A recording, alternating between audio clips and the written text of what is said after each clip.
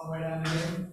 Yeah, that was good. I mean, it was. I thought our guys got rewarded tonight for playing the right way. That was our best game by a mile. Wasn't even close. Right through, even when we were down 3-1. That, with the exception of taking a couple penalties we didn't need to take, and getting a little confused on some of the kills. That was our best game. That's a style of play that's replicable, that you can win with at different times of the year, where the wins we had in the first 2 weekends are, more summer hockey wins that aren't going to be replicable later. So I was happy with the effort, and the guys got rewarded for staying with it. You're about 55 minutes into the game, and all of a sudden just gets put on its head. What's the energy like on the bench to see that? I think the energy on the bench was really good the whole period. I felt that 5-on-5 we had the better of the scoring chances. They made a couple really good plays in the power play, as a good team would. They were making it hard on us. It was a physical game. And I thought Spencer Knight was really good in the first 45, 50 minutes and took away some great scoring chances that we had. So the energy on the bench was good and consistent. Michael Mersch and Ethan Proud do such a great job of getting the guys to just stay the course. That's what I heard from the guys over and over, is stay with it, keep playing our game. Don't, where you worry when you're a young team early in the season is you're down 3-1, you start chasing offense, and then the game's over because you're going to be down 4 or 5-1 at that point. And we stayed with a winning game plan, and then again the guys made a couple big plays and got rewarded. Brett Murray wins a massive puck battle to keep the play alive and get that over to Kulik, and then Rusek makes a great play down the wall to get that into Kisakov in front. So and obviously the face-off win at the end. So, but I was happy that the guys stayed with the way we need to play. You said this morning you weren't sure how Kulik, Roseanne, and Savoy were going to look as a trio. They all got points. What did you think about it? Overall, pretty good. Yeah, overall, pretty good. I mean, they got, they had 1 goal against, and there'll be some things to clean up. But I think overall, I thought they had an honesty to their game. For young skill guys, there's a real honesty to their game collectively. They were winning puck battles. They weren't turning pucks over. They were playing behind their defense when it was time to play behind their fence. And, so overall, it was a pretty good game for those 3.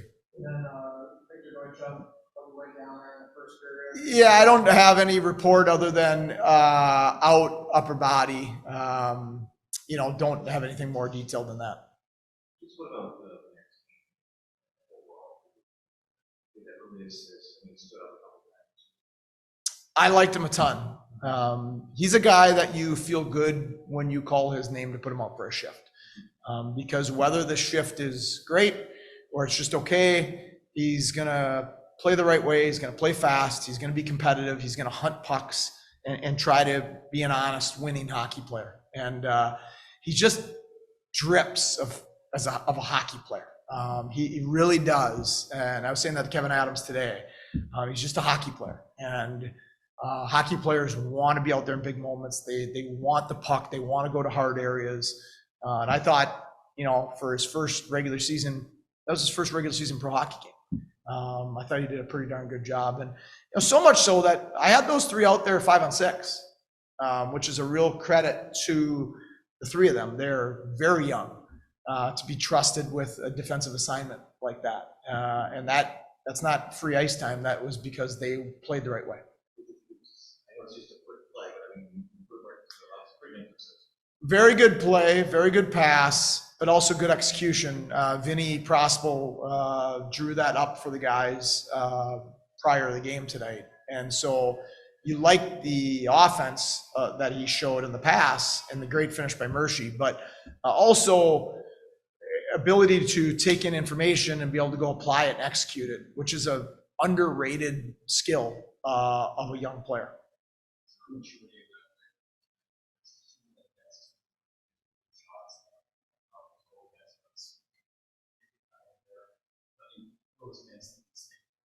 There was a maturity. That's a good question, and I think that's a good way of putting it.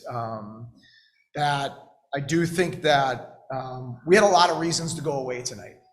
Their goaltender was very good. We had some penalties go against us. It felt like they weren't bad goals on Cooley, but it did feel like most of their good chances ended up going in. So you felt like you had the better of the looks, yet you're down 3-1. And then we had some great chances in the third and nothing's going in. So like I said earlier, yeah, maturity is a good way to look at it, that we didn't search for offense, like I said, because it's really easy we have a young group of forwards especially, to go out there and try to search for offense. And usually when you search for offense, that leads to bad things. Kisakov probably wouldn't have been on the ice with 5 minutes to go, because where did that play start? Started a D-zone faceoff. And I trust Kisa now in all facets.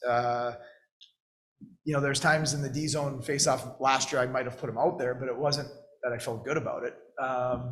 It's for experience, but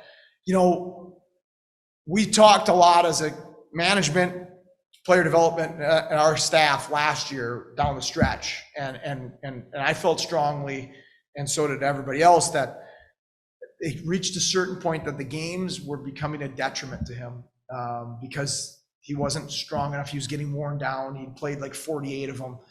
And we needed to take some games away to train him further, because his stick and his mind were really good at this level, but the body wasn't ready. And we knew that. We brought him over here too early, and we did that intentionally. But the work that he did with Nick Craven, our strength coach, who did a fabulous job with him, the last 2-3 months of the season, as he wasn't playing as much or at all, set him up to have a great summer, which then set him up to have a successful start to the season. I'm proud of him because he's put a lot of work in.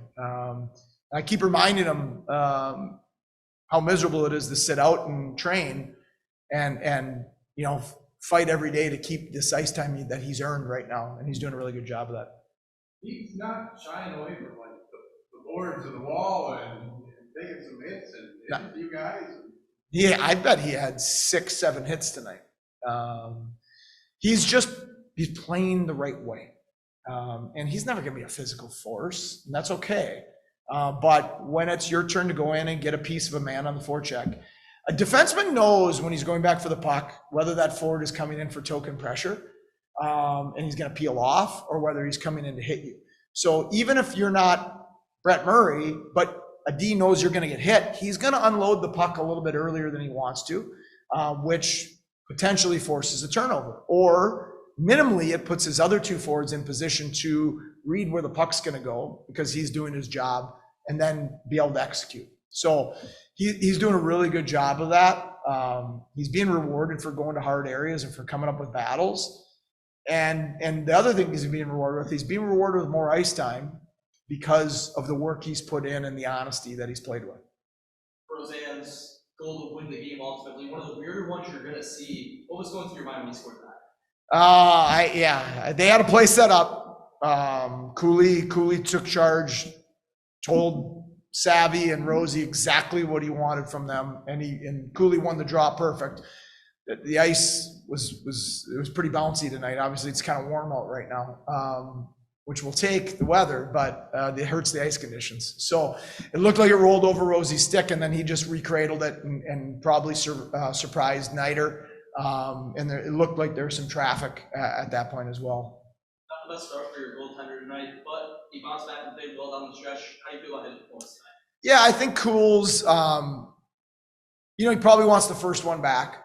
The second one was a great shot, crossbar down, and the third one was a bomb. I think that sometimes when you're getting 40 shots, it's easier to play as a goalie than when you're not getting that many. And what he did a good job of was he kept it at 3.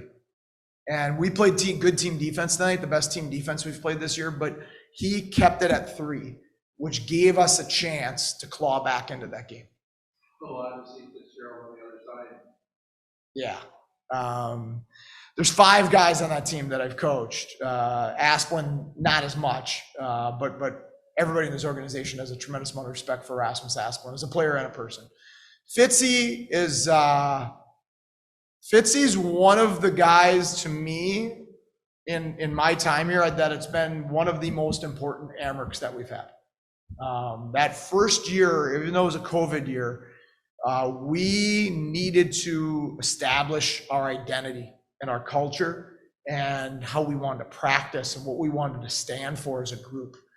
And Matthias Samuelson, Casey Fitzgerald, Michael Mersch was there that year. Brendan Warren came in midway through that year.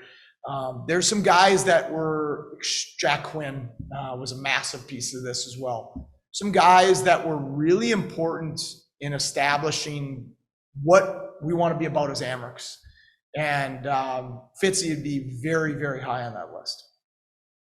Charlotte, physical team, who do you think came out as the aggressor tonight, and then who do you think became the aggressor down the stretch? That's a good question. I mean, they're an aggressive team. Their style is smothering, is the best way I could put it.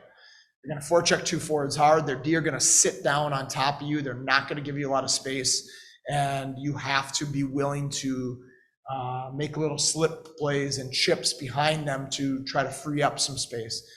So they definitely, I liked our first period, even though we were down, but they're an aggressive team.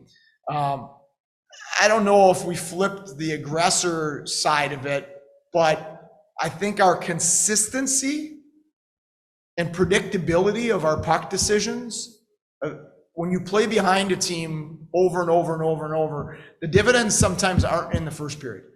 But when that defenseman who's gapping up on you now in the third period is going back for the 30th time of the game, under pressure, under duress, that is the hope that maybe it pays dividends in the third period. And you know, I can't answer that for them, but maybe it did for us tonight. Penalties in game 4 in that second period. You guys pull it out in the end, but is that something you're going to work on going forward? Yes, that's 2 games in a row that too many penalties. And to quote former assistant coach Mike Weber, we can kill the violent ones, but the stick ones usually end up in the back of the net. That's a direct quote from Mike Weber. We will kill the violent ones. So charging a massive physical hit, it's amazing that you usually kill those off, and a chintzy hooking or tripping a lot of times ends up in the back of the net. So we've just got to learn our lesson and make sure that we don't put ourselves. You can go 3 for 3 on the penalty kill. You're not going to go 5 for 5. You give up 5 power plays, you're likely getting 1 or 2. If you only take 2 or 3, you can go perfect on the kill. And we got to get it down to 2 or 3. Charlotte, especially early, we're blocking a ton of shots tonight. How are you guys able to cope with that down the stretch? Yeah, I thought they did all game. I really like the way they play. I think they're very well coached. This is our third year going against them. Same coach, similar style, different personnel, but similar style. I think they're hard to play against. I think they play really honest. I think they're difficult in every zone, and they have guys willing to sell out the block shots. So they're a hard team to play against. And you're league 5 goals in 5 games to start the season. What are your thoughts on kind of just his goal scoring production out the gate here? I prefer 7. Let's be greedy. Vinny Prospel says there's never enough goals. That's now his line. There's never enough goals. So 5's good. Let's go for more.